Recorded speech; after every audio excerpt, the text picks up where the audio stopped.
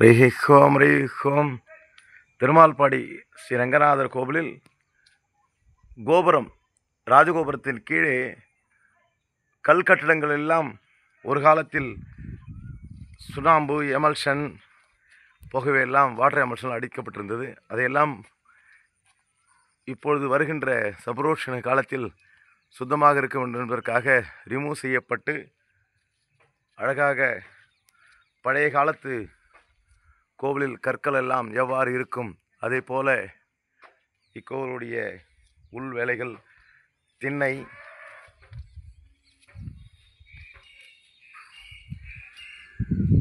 நம்ம கோபுரவாசல் கீழே இருக்கிறோம். திண்ணை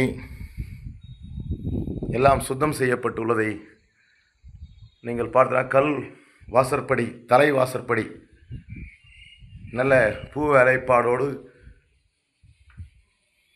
இருக்கின்ற தலை வாசற்படி,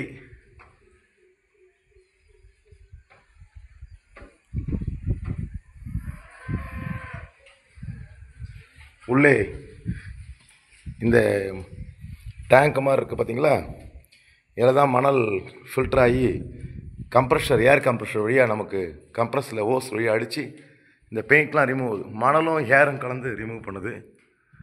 அந்த விஷயத்தை நீங்கள் பார்க்குறீங்க. இந்த மண்டபம்லாம் முடிஞ்சுது.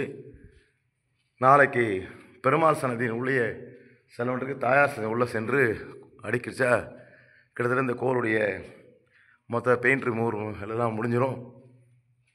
அதை நீங்கள் பார்த்துட்டுருக்கீங்க.